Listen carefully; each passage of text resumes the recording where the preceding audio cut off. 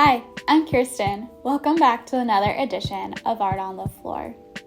The Newark Museum of Art was founded in 1909 by John Cotton Dana.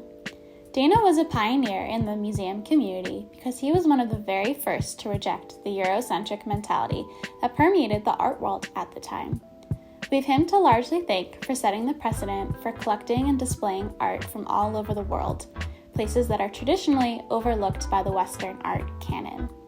In homage to Dana, we're going to be making our own book with marbleized paper because Dana actually started out as a librarian. Let's get started. For our project, we are first going to make the cover, and we're going to make it with the marbleized effect. You are going to need a ruler, shaving cream, food coloring, and something to mix the food dye with. I'm going to be using a skewer, a container, a towel, thicker paper for the cover. I'm going to use cardstock, and a heavy book to act as a weight to press down the paper so the edges don't curl under. First, I'm going to fill the bottom of the container with some shaving cream. I'm going to spread it out with a spoon just so I don't waste. Now I'm adding my food coloring. I'm going to spread the droplets across the shaving cream, kind of evenly dispersed.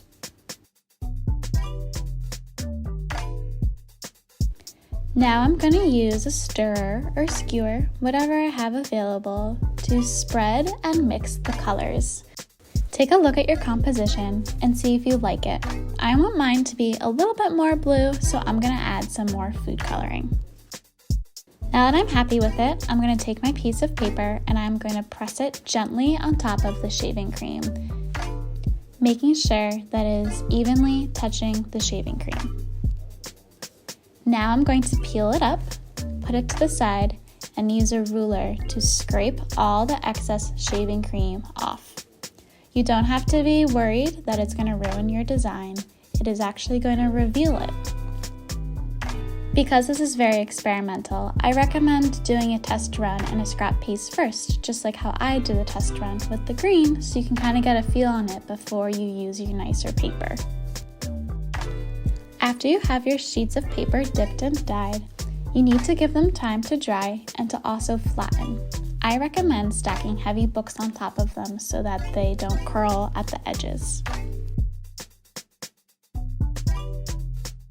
So now that we've made our cover and we've given them some time to dry and flatten, it's time to make our booklet. As you can see here, I already made a booklet out of the purple cover.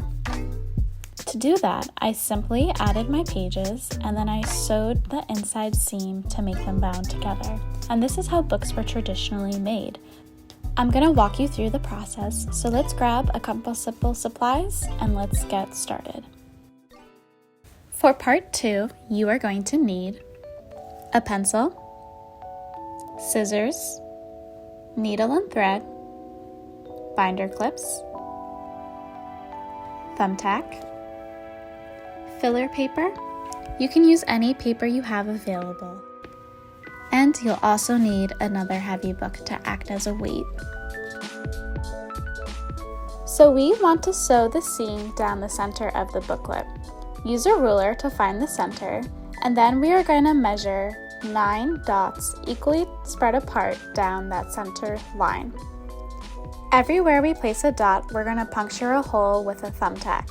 We're using the thumbtack because a sewing needle isn't strong enough to make the hole on its own. Essentially, everywhere you make a hole is where the needle will go through for the stitch. For the sewing, I'm going to use embroidery floss because it's brighter and thicker and will be easier for you to see. I'm not tying a knot on the end of this thread, and I'm going to take the needle and I'm going to push it through the middle hole. Now I'm going to go to the next hole above the middle one from the cover side and come back through into the middle. I'm going to alternate going in and out until I run out of thumbtack holes.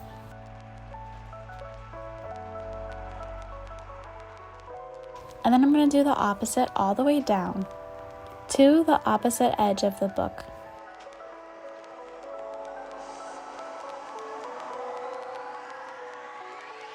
And then I'm going to come back up into the middle. My last stitch will place me on the outside of the cover. So what I'm going to do is I'm going to go through one of the previous loops.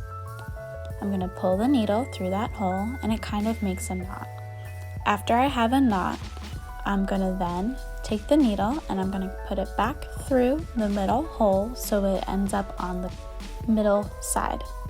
Then I'm simply just going to tie a regular knot like if I were using shoelaces. Trim the excess thread and then your book is securely bound.